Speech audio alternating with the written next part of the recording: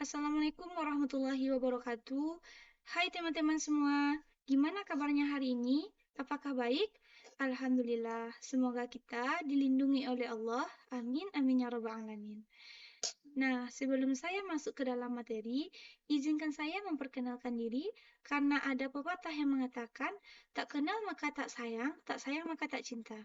Perkenalkan, nama saya Diana Cantika dengan NIM 1240203102014.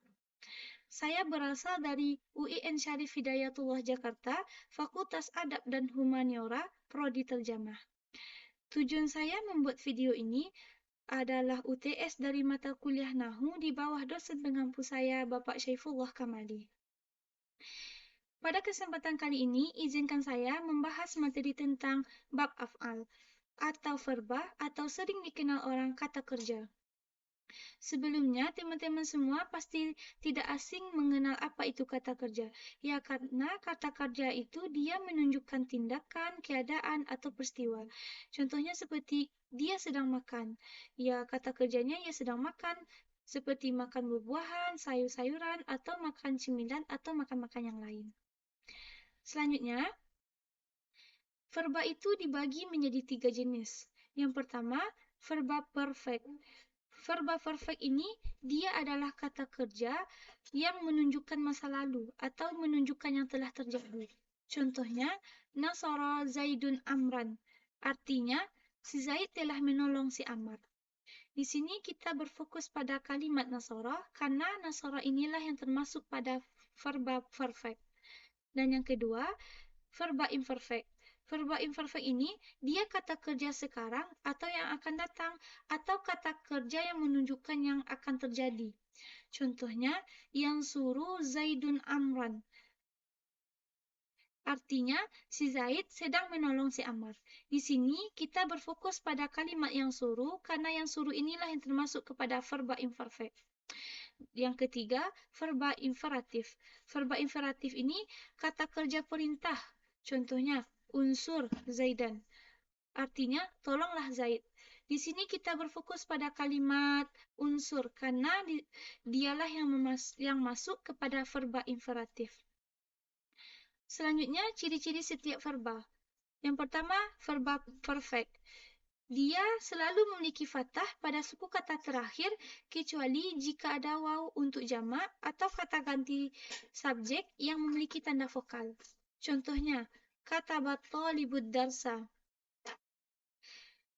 Di sini kita berfokus pada kalimat kataba karena kataba ini termasuk kepada verba perfect yang selalu memiliki fathah pada suku kata terakhir. Artinya, murid menulis pelajaran. Dan contoh yang kedua, at-tullabu katabud darsa. Di sini kita berfokus pada kalimat katabu karena dia ada waw untuk jamak, yang mana artinya para murid menulis pelajaran. Dan contoh yang ketiga yaitu kata beti ad-darsa. Di sini kita berfokus pada kata-kata kata beti karena dia kata ganti subjek yang memiliki tanda vokal. Artinya, aku menulis pelajaran. Selanjutnya, verba imperatif. Verba imperatif ini adalah verba perintah yang berada dalam kondisi sukun, jazam, tanda vokal pada akhir kata, kecuali berhubung dengan alif tasniah dan waw jamak. Contohnya, uktub ad-darsa. Di sini kita berfokus pada kalimat uktub karena dia berada dalam kondisi sukun atau jazam tanpa vokal pada akhir kata, yang mana artinya tulislah pelajaranmu. Atau contoh yang kedua, uktuba ad-darsa. Di sini kita berfokus pada kalimat uktuba karena dia berhubung dengan alif tasniah. Artinya, tulislah oleh keduanya pelajaran. Dan contoh yang ketiga yaitu uktubu ad-darsa. Di sini kita berfokus pada kalimat uktubu karena dia berhubung dengan waw jamak. Artinya, tulislah oleh mereka pelajaran. Yang selanjutnya, verba imperfect. Verba imperfect ini ia selalu dimulai oleh salah satu dari 4 konsonan yang terdapat dalam kata teknis, yaitu ana itu, atau sering dikenal orang huruf mudhara'ah. Nah, selain itu, verba imperfect selalu dalam keadaan rafa, kecuali jika didahului partikel nasab atau partikel jazam.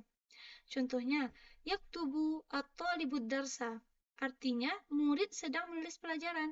Di sini kita berfokus pada kalimat yaktubu karena dia verba imperfect yang selalu dalam keadaan rafa. Kenapa? Ya, dia tidak didahului oleh partikel nasab atau partikel jazam. Dan contoh yang kedua, ayak tubato libat darsa. Artinya bahwa murid sedang menulis pelajaran. Di sini kita berfokus pada kalimat yaktuba karena suku kata terakhir yaktuba ini kasrah, ya sebabnya didahului partikel nasab, yaitu an. Dan contoh yang ketiga, yaitu lam yaktub atau libut darsa. Artinya, murid tidak sedang menulis pelajaran. Di sini kita berfokus pada kata-kata yaktub karena suku kata terakhirnya sukun, sebabnya didahului partikel jazam, yaitu lam. Nah, selanjutnya, partikel nasab itu ada 10, yaitu an, lan, yizan, kai, lam juhud, hatta, jawab dengan fa, jawab dengan waw, au. Contohnya, lan yaktuba talibud darsa. Artinya, sekali-kali tidak menulis pelajaran murid. Di sini kita berfokus pada kalimat yaktuba karena suku kata terakhir yaktuba itu fathah, ya sebabnya didahului partikel nasab, yaitu lan. Dan contoh yang kedua yaitu yajibu an tazhaba ilal madrasati, artinya dia wajib pergi ke sekolah. Di sini kita berfokus pada kalimat tazhaba karena suku kata terakhir dari tazhaba itu fathah, sebabnya didahului partikel nasab yaitu an. Selanjutnya, partikel jazam. Partikel jazam ini ada 18. Yang pertama, lam, lama, alam, alama, lam amar, doa, lapadanahi, doa, in, ma, man, mahma, izma, ayu, mata, aina, ayana, anna, haithuma, kaifama, izan pada syi'in khosatan. Contohnya, lam yaktub at-talibul wajibah.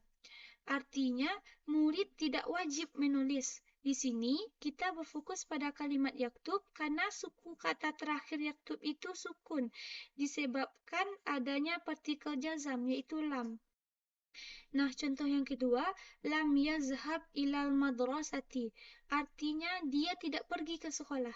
Di sini, kita berfokus pada kalimat yazhab karena suku kata terakhirnya itu sukun, disebabkan adanya huruf lam sebelumnya. Nah, sekian. Semoga dapat memberi manfaat bagi kita semua. Amin, amin ya robbal alamin. Terima kasih. Assalamualaikum warahmatullahi wabarakatuh.